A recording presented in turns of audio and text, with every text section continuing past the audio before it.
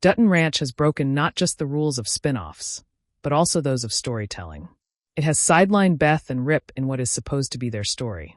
And as far as storytelling goes, there has to be a clear arc of introduction, escalation, and resolution. Dutton Ranch introduced, then reintroduced, and later walked back some of those introductions. There hasn't been a clear direction for the show, and this season finale is the final nail in the coffin. Based on how Dutton Ranch Season 1 Episode 8 played out, there weren't high hopes for the season finale. Instead of setting up the finale, the penultimate episode stagnated. It's only towards the end that we learn Joaquin's father is still alive and Joaquin needs his help. So when we meet his old man in this hour, it feels like a whole nother story. And that's essentially what Dutton Ranch Season 1 Episode 9, El Padrino, is, a collection of storylines meant to create intrigue for the next season. Many of them are mishmashed together without a common thread, and it feels like the finale is throwing anything on the wall to see what sticks. For example, introducing the cartel this late in the game causes the show to experience tonal whiplash. What had settled into a high-octane Western soap suddenly becomes a crime thriller. It's an exciting way to end a season, but that excitement does not feel earned. Events surrounding the fentanyl affair are contrived. It raises more questions than answers, and this would not have been the case if they had layered in this smuggling operation earlier. If the writers had insisted on focusing on 10p like they ended up doing, then showing that the ranch is used to bring fentanyl into the country feels like a very great detail to bring up in the season finale. There is simply no way to hide something of this magnitude for over 15 years. At some point, someone must have slipped up, or some details don't add up. If we'd been let in on that early on, it would have felt like an attempt to manufacture intensity. But how else would we have had a showdown at Dutton Ranch? The writers use a hot-button issue like fentanyl and create a shootout that could have easily been avoided if Beth had told Mariano, "We don't have your drugs, ask Beulah." Compared to the masterfully staged shootout at East Camp in the Marshals Season 1 finale, this sequence completely flatlines. If the writers were going to force a chaotic tactical showdown, they at least owed the audience a grander, more visceral execution.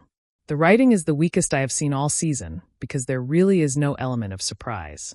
Case in point is Carter's arc this hour. After throwing a tantrum, he runs away to stay at Dwight's compound, while Beth and Rip climb walls with anxiety, looking for him. At first, it seems odd why the show is obsessed with keeping him as far as possible from Beth and Rip. At some point, it gets annoying when Beth loses focus and makes everything about Carter. Did she really think that she'd drive around town and somehow run into Carter or someone who had seen him recently? But when the cartel conflict escalates, it becomes clear that the writers were just setting up his kidnapping, so the show could end in a life-or-death cliffhanger. El Padrino exemplifies what is wrong with Dutton Ranch. It has burned through 3 seasons' worth of material in a single season. As a result, the show keeps introducing new developments without giving them room to breathe and grow. So we end up with isolated arcs and isolated episodes, arcs that don't serve the larger purpose. Right now, there is a possibility that Carter is a father after Orina discovers that she's pregnant. And suddenly, they want to create a happy family. What happened with the tantrum from Dutton Ranch Season 1 Episode 7 and Orina's odd behavior towards Carter?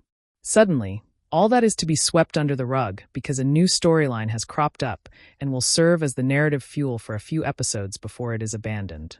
Dutton Ranch desperately needs a singular vision. Hopefully, the new showrunner will give it direction.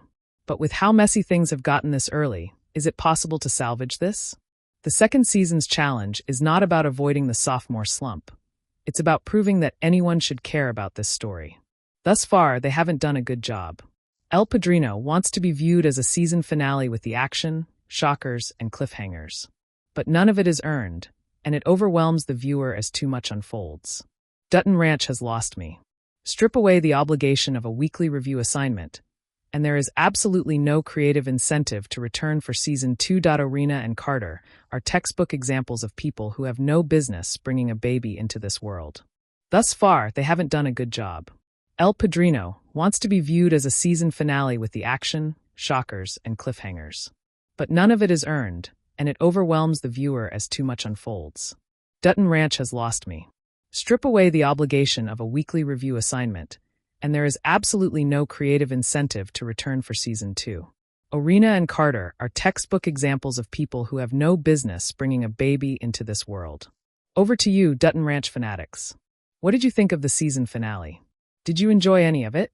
I know seeing Rip sucker punch someone will always be thrilling. Let's keep the conversation going. It's the only way the good stuff survives.